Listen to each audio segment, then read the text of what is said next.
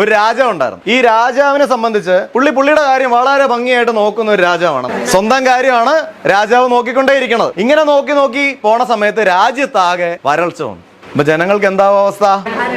പട്ടിണി, ഭക്ഷണം ഇല്ല. അവരുടെ ബേസിക് ആയിട്ടുള്ള കാര്യങ്ങളൊന്നും തന്നെ നടക്കണില്ല. രാജാവ് ഇതുപോലെ ശ്രദ്ധിക്കണുണ്ടോ? രാജാവ് ഉള്ള സാധനങ്ങളൊക്കെ അടിച്ചു കയറ്റി ലക്ഷ്യൂറിയസ് ആയിട്ട് ഹാപ്പി ആയിട്ട് അവിടെ ഇരിക്കുക, കൊട്ടാരത്തിൽ തന്നെ ഇരിക്കുക. കാരണം എന്താ? ഞാൻ ആരാണ്?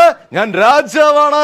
അവസാനം ഈ സമയത്ത് വേറൊരു രാജ്യത്തുനിന്ന് ഒരു യുദ്ധം വന്നു. ഈ യുദ്ധത്തിന് വന്ന ആളുകൾ എല്ലാവരും കൂടെ ചേർന്ന് ആ രാജ്യത്തുള്ള സൈന്യ നായകന്മാർക്കൊക്കെ ആരോഗ്യം ഉണ്ടോ? ഈ ഭക്ഷണം കഴിക്കാതെ എക്സസൈസ് ചെയ്യാണ്ടിരുന്ന ആരോഗ്യം ഉണ്ടാവുമോ? ഇല്ല. എന്ത് സംഭവിച്ചു കാണും ആ രാജ്യത്തിന്?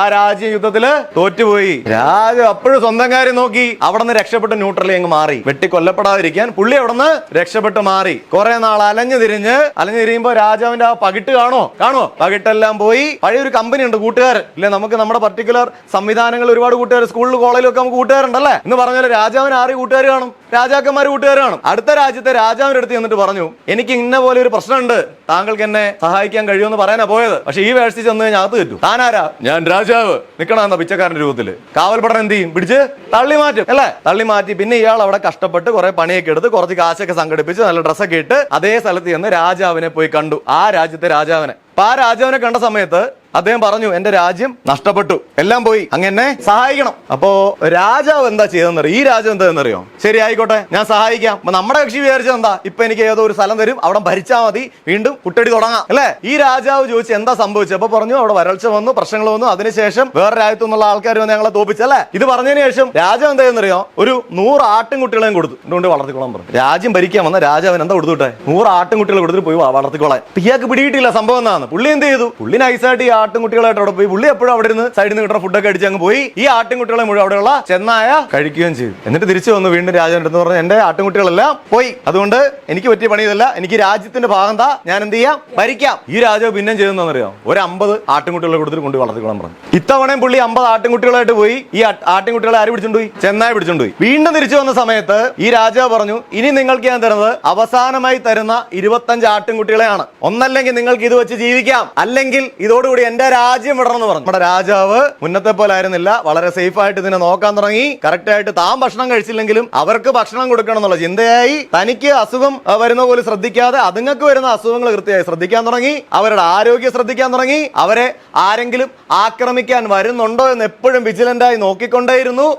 ചില ഏരിയയിൽ ഈ പറയണ ചെന്നായി വരുന്ന ഏരിയയിലൊക്കെ മതിൽ കെട്ടി സംരക്ഷണം കൊടുത്തു. ഇതൊക്കെ കൊടുത്തു കഴിഞ്ഞപ്പോ ഈ 25 ആട്ടിൻകുട്ടികൾ പതുക്കെ 50 ആട്ടിൻകുട്ടികളായി, അത് 500 ആട്ടിൻകുട്ടികളായി, 1000 ആട്ടിൻകുട്ടികളായിട്ട് ഈ കക്ഷി തിരിച്ച് രാജാവിന്റെ അടുത്ത് ചെന്നു. ഇത്തവണ രാജാവിന്റെ അടുത്ത് എന്ത് പറഞ്ഞു? ഇനി അങ്ങയുടെ രാജ്യവും കാര്യങ്ങളൊന്നും എനിക്ക് വേണ്ട, എനിക്കിപ്പോ 1000 ആട്ടിൻകുട്ടികളുണ്ട്, അതിനെ 10,000 ആക്കാൻ എനിക്ക് അറിയാം എന്ന് പറഞ്ഞു. അപ്പൊ രാജാവ് പറഞ്ഞു, എടാ നമ്മുടെ രാജ്യത്തിന്റെ വടക്ക് ഭാഗത്തെ ഏരിയ നീ ഭരിച്ചോളാം. എവിടാ? വടക്ക് ഭാഗത്തെ ഏരിയ നീ ഭരി. അപ്പൊ ഇയാൾക്ക് പിടികിട്ടുന്നില്ല, ഇയാൾ എന്താ ഈ പറയണേ? ഇത്ര നാള് ഭരിക്കാൻ വന്നപ്പോ ആടിന് വിട്ടു തന്നു, ഇപ്പൊ ആട് മതി എന്ന് പറഞ്ഞപ്പോ രാജ്യം വിട്ടു തരുന്നു. രാജാവ് പറഞ്ഞു കൊടുത്ത കാര്യമാണ്, നീ ഇത്രയും നാളായിട്ട് രാജാവ് എന്ന അധികാരം അല്ലെങ്കിൽ റൈറ്റ്, അവകാശം പറഞ്ഞിരുന്നവനാ, നീ നേതാവല്ലായിരുന്നു.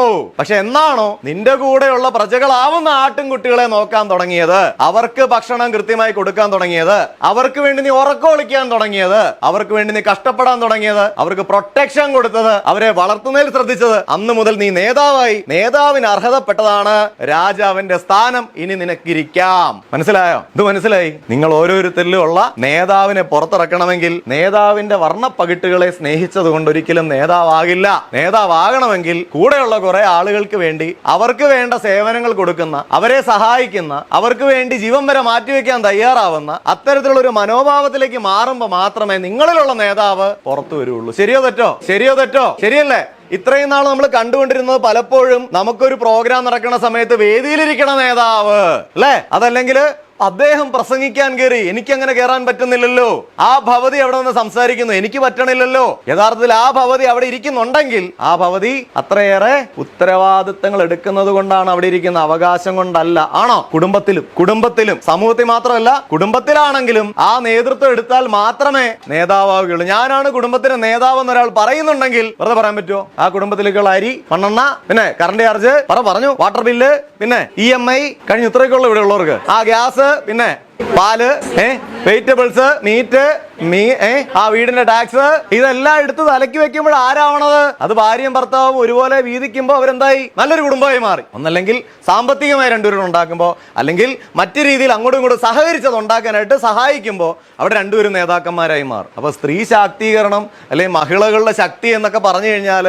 ശക്തി എന്ന് പറയുന്ന അവകാശത്തിന് വേണ്ടി പോരാടുന്നവരാവരുത്, അവകാശത്തിനോടൊപ്പം ഉത്തരവാദിത്തം കൂടെ എടുത്തുകൊണ്ട് പോരാടുന്നവരായിരിക്കണം. ക്ലിയർ ആണോ?